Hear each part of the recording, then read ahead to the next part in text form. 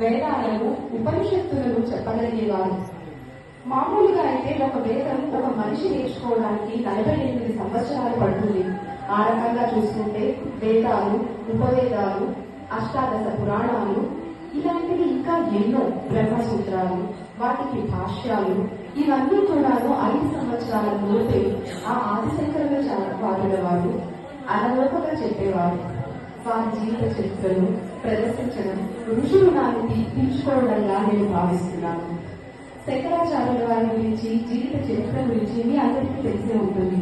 కానీ నృత్య రూపకం మొదలు పెట్టే ముందుగా మీకు ఆయన జీవిత చరిత్రను కొద్దిగా పరిచయం చేయాలనుకుంటున్నాను. ఒకప్పుడు భారతదేశంలో అవైదిక మతాలు, పాషాణ మతాలు ప్రబలిపోయాయి. దాదాపు 72 పాషాణ మతాలు మన వేదాన్ని వక్రీకరించి అవే జీవన విధానాలుగా తీసుకొని ప్రబలిపోయాయి. అటువంటి సమయంలో హింస పెరిగిపోయింది, వేదం నశించిపోయింది, యజ్ఞ యాగాదులు అంతరించిపోయాయి. దిక్కుతోచని పరిస్థితిలో ఉన్నప్పుడు కైలాస శంకరుడిని ప్రార్థించగా ఆయనే ఆదిశంకరాచార్యుల వారిగా అవతరిస్తానని అభయించారు. కేరళ రాష్ట్రంలో కాలడి గ్రామంలో నంబూరి బ్రాహ్మణుల కుటుంబంలో శివగురువు ఆర్యాంబలకు ఆయన పుత్రుడిగా జన్మించాడు. మహానుభావుడు ఆయననే సంతానంగా పొందగలిగారంటే వారు ఎంతో పుణ్యం చేసుకుని ఉండాలి అని మనం అనుకుంటాం. పుణ్యానికన్నా ఎక్కువగా కూడా వాళ్ళు ధర్మానికి కట్టుబడ్డారు. సంతానం లేని కారణంగా శివగురువు ఆర్యాంబ శివుడి గురించి తపస్సు ఇంకా ఎన్నో సేవలు చేస్తూ ఉండేవారు ఆలయాలలో. అయినప్పటికీ వారికి సంతానం కలగలేదు. వారి యొక్క ధర్మ నిధికి ఇది ఒక చిన్న ఉదాహరణ. ఒకనాడు ఆర్యాంబ శివగురువుతో అన్నది, అంటే తన భర్తతో అన్నది, మనము ఇంత సేవ చేస్తున్నా ఆ పరమశివుడు మనల్ని ఎందుకు కనికరించడం లేదు? మనకైతే ఏదైనా చిన్నగా కష్టం వస్తేనే గబుక్కు మన దేవుళ్ళైనా మార్చేస్తాము, లేదా ఇంకో పూజ పునస్కారానికి ఇంకో దాంట్లో పాల్గొతాం. కానీ ఆ మహాతల్లి ఆ ప్రశ్న అడిగినప్పుడు ఆయన అన్నారు, మన సేవలోనో భక్తిలోనో ఏదో లోపం ఉంటుంది ఆర్యాంబ, ఇంకా మనం గట్టిగా ప్రయత్నం చేద్దాం, మన మనసుని ఆత్మని ఆ శివుడి యందు ఇంకా అర్పణ చేద్దాము అన్నారు. అందుకే కాబోలు ఆ కైలాస శంకరుడు ఆ కాలడి గ్రామంలో ఆ శివగురువు ఆర్యాంబను తన తల్లిదండ్రులుగా అవ్వడానికి అవకాశం ఇచ్చారు.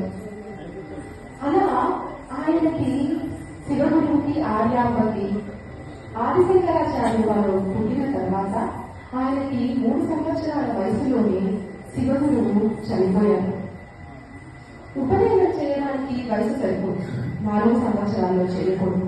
కాబట్టి 5వ ఏట ఉపనయనం కార్యక్రమం జరిపించి గురువు దగ్గర చేర్పించారు. అప్పటికే అంటే 5వ సంవత్సరంలోనే ఆయన ఉపనిషత్తులు, వేదాలు చెప్పారు. అది చూసిన గురువుకి అర్థమైంది, ఆ వచ్చిన వాళ్ళు సాక్షాత్తు శంకరుడే అని. అందుకే అంటారు బాబోలు శంకర సాక్షాత్ శంకర అని, అంటే ఆ కైలాస శంకరుడే ఆదిశంకరాచార్యుల వారు అని. ఆ తర్వాత ఉపనయన కార్యక్రమం అయి గురువు దగ్గర ఆయన బ్రహ్మచారిగా ఉండి విద్య నేర్చుకుంటున్నప్పుడే ఆయనకి సన్యాస దీక్ష తీసుకోవాలని ఉండేది. దానికి ఆ తల్లి ఒప్పుకోలేదు. ఏ తల్లి మాత్రం ఒప్పుకుంటుంది? ఒక చిన్న చెట్టు నాటితే మనకి ఎప్పుడు సంతోషం, అది పూలు పూయాలి, కాయలు కాయాలి, అప్పుడు మనం నాటిన చెట్టుకి సంతోషం. ఒక చిన్న బట్ట నాటితేనే అలా ఉంటుంది మన బంధాలు. అలాంటిది ఒక బిడ్డని సన్యాసం తీసుకుంటాడంటే ఎలా ఒప్పుకుంటుంది? ఆ తల్లి కూడా ఒప్పుకోలేదు. తల్లి ప్రేమ. కానీ ఆ వచ్చిన వాడు సాక్షాత్తు శంకరుడు. ఒక రోజు ఆయన సంధ్యావందన కార్యక్రమం చేసుకుంటున్నప్పుడు నీళ్ళలో మొసలు పట్టుకుంది. ఎప్పుడు చూసినా అంటే గజేంద్ర లక్ష్యంలో కూడా మొసలే పట్టుకుంటుంది. మీరు గమనిస్తే ఇక్కడ కూడా మొసలే పట్టుకుంది నీళ్ళల్లో. ఎందుకంటే నీళ్ళు ఈ సంసార సాగరం. మొసలి గమనించారా? నీళ్ళలో ఉంటే చాలా బలం, బయటకు వస్తే కుక్క పొరిగా పారిపోతుంది. అదే నీళ్ళల్లో అంటే సంసార సాగరంలో ఉన్నప్పుడు ఆ భవబంధాలు మనల్ని అలా పట్టి లాగుతూ ఉంటాయి. అందుకే అక్కడ మొసలి పట్టుకుంది, ఇక్కడ మొసలి పట్టుకుంది. అలా మొసలి పట్టుకుంటున్నప్పుడు శంకరాచార్యుల వారు తల్లిగారిని అడుగుతారు, అమ్మ మొసలి నన్ను పట్టుకుంది. ఇప్పుడు రెండు విషయాలు జరగచ్చు. ఒకటి, ఈ మొసలి నన్ను చంపేయచ్చు. ఒకవేళ చంపేసింది, అలా చంపేస్తే ఇప్పుడు నేను బ్రహ్మచారిగా చనిపోతున్నాను. నా అంత్యక్రియలు కూడా ధర్మం ప్రకారం వైద్యం వస్తుంది. అదే ఒకవేళ నేను సన్యాసం తీసుకున్నాను అనుకో, ఒకవేళ నన్ను చంపేసిన సన్యాసం జరగవలసిన కర్మలు ఏవైతే ఉంటాయో అవి నాకు జరుగుతాయి. లేదా ఇంతకు జరగచ్చు.